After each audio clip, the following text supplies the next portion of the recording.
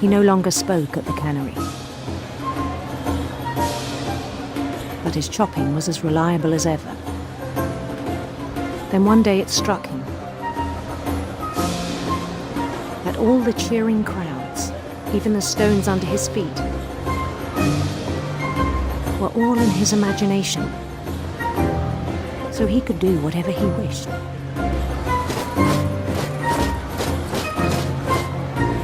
He held an election for mayor. And he won. They begged him to stay, but his mind was already wandering. It became a game for him.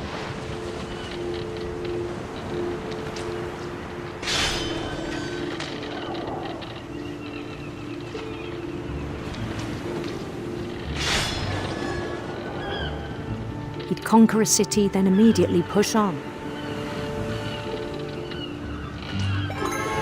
New Louisville.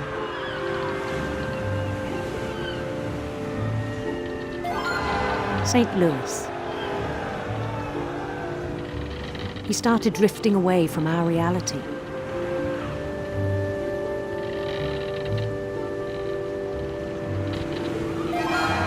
Minneapolis. Until one day he forgot to go home from the cannery.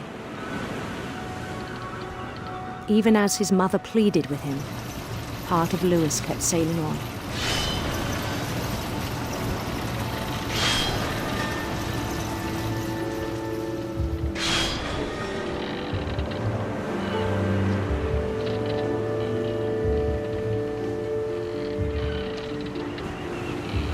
In Louisburg, he heard rumors of a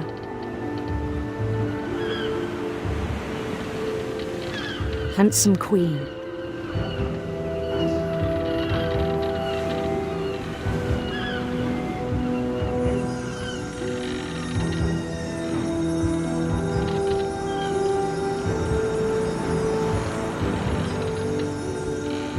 The queen was on her own quest for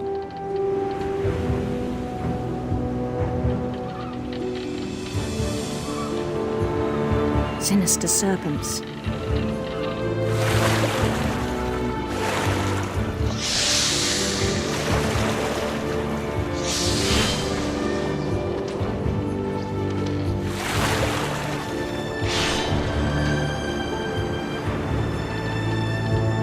He followed the sound of her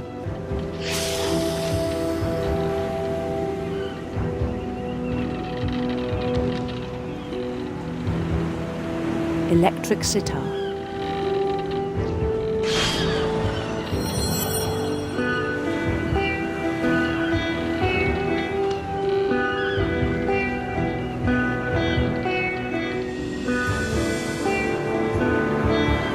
His chase led him to a golden palace east of the sun and west of the moon.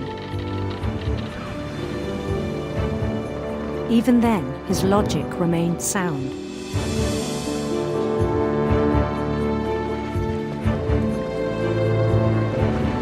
He knew the world was all in his imagination.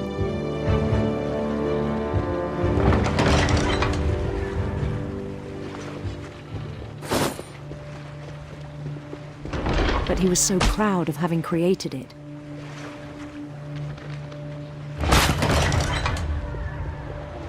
In his own eyes, he'd become something greater than a king.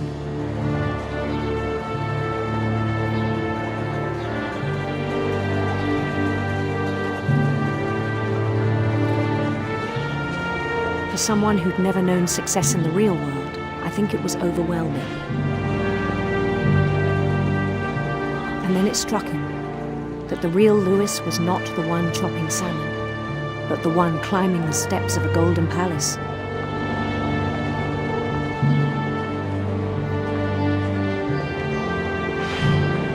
My imagination is as real as my body, he told me.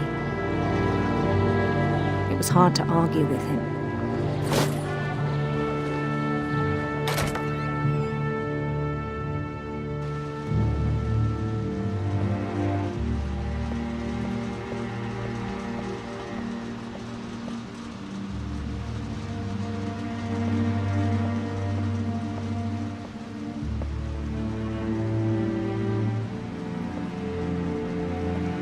began to forget the world we know.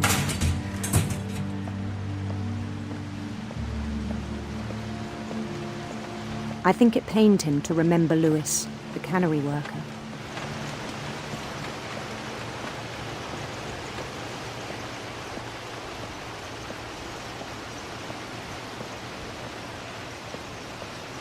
He began to despise the man with a royal contempt.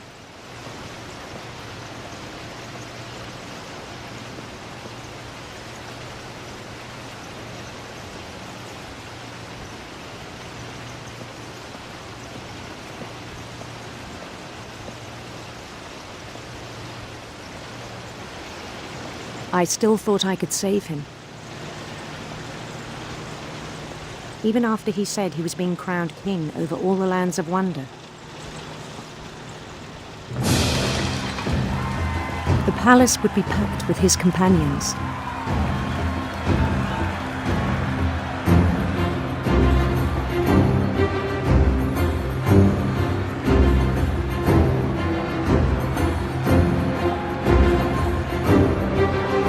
Including the wise Calico who'd insisted on inviting me.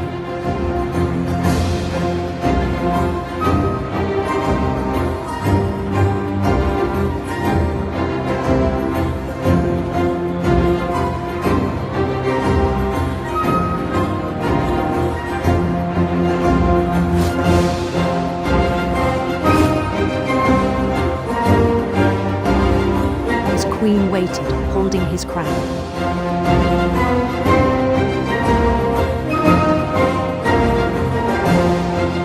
There was only one thing left to do.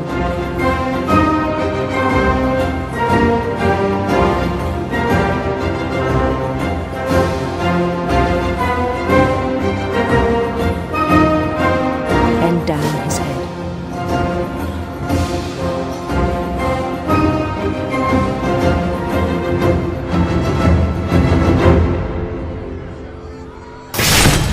And the rest I think you know. Mrs. Finch, your son was a kind man who will be missed by all of us who knew him.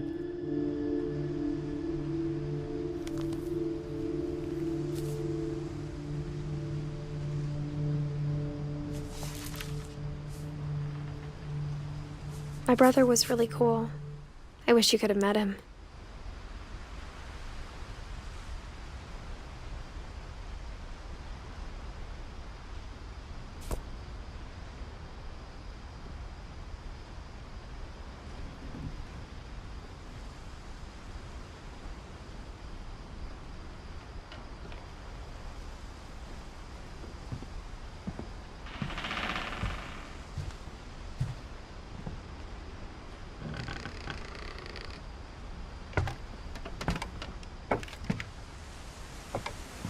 On the way back from Lewis's funeral, my mom told me to start packing. She waited until the day before we left to tell Edie.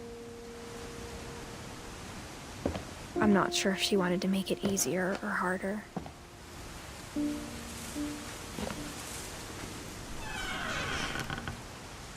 I wish we'd stayed. But I understand why we left.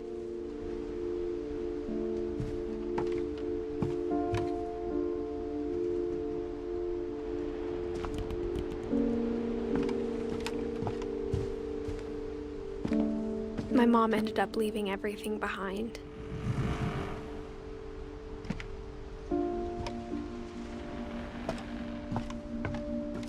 What happened that night had been coming for a long time. Maybe it should have come sooner.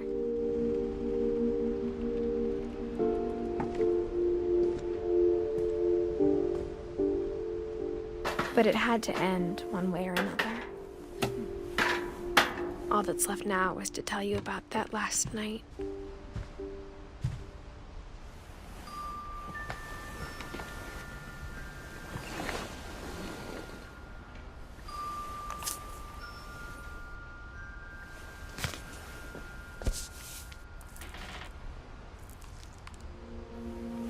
That whole last day, Edie just watched us pack and didn't say a word.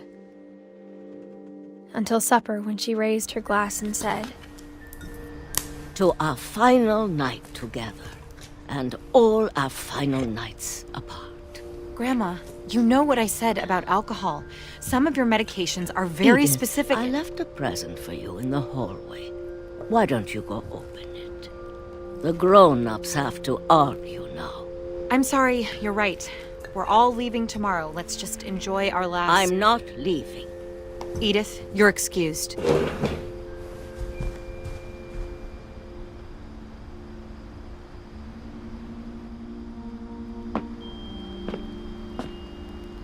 The power had been shut off that morning, but Edie always had plenty of candles. When my mom sealed the library, I don't think she knew about the other entrance, or that Edie had a key to it.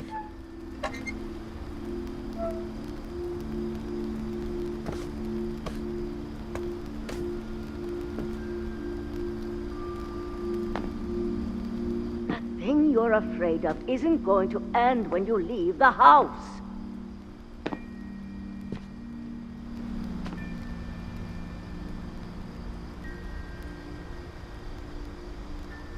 Edith has a right to know these stories.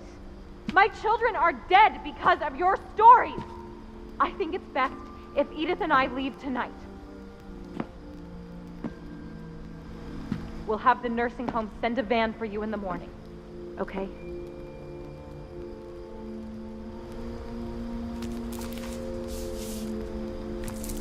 Dear Edith, there's so many stories I wish I could tell you, but there's only time for one. This is about what happened on the night you were born. That night, the tide went way, way out. It was the first and last time I ever saw the old house aground. There'd been an earthquake out in the middle of the ocean. They called it the lowest tide in 1,000 years. God, it smelled awful. You know, I've seen that house every day of my life. But I never thought I'd go back to it.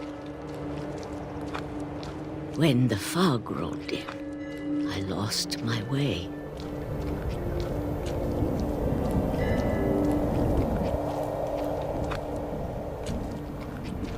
I got turned around.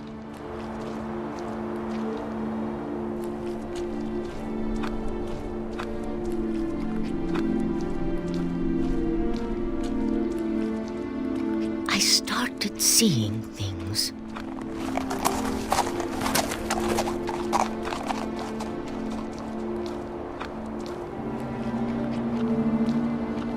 Things I'd forgotten had ever existed.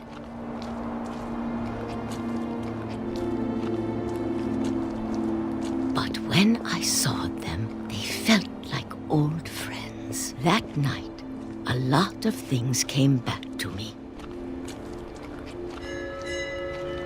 Or maybe I came back to them.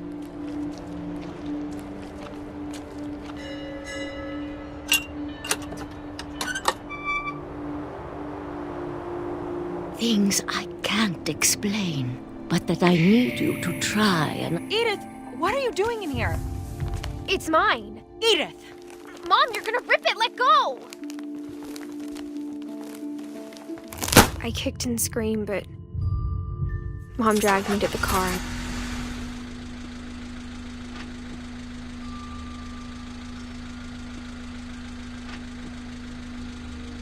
I never saw Great-Grandma Edie again.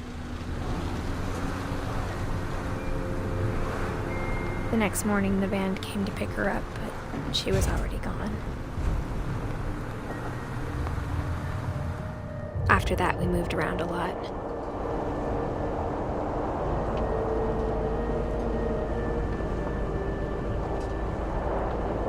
We both tried to make the best of it.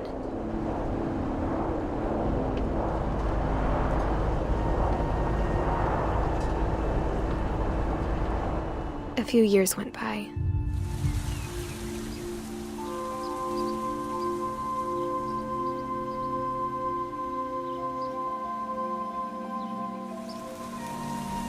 My mom didn't like to talk about it.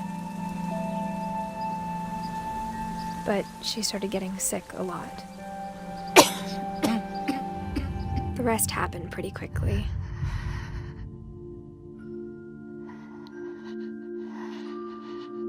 She got better for a while, and then she didn't.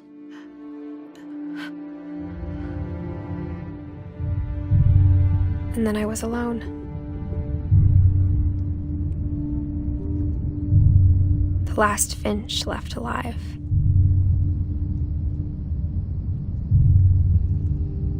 Until I found out about you. I'm still not sure what to tell you about all this. If we lived forever, maybe we'd have time to understand things. But as it is, I think the best we can do is try to open our eyes.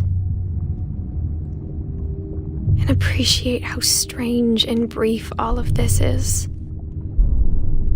This journal was supposed to be for you. But now I hope you'll never see it. I just want to meet you and tell you all these stories myself. But I guess if you're reading this now, things didn't work out that way.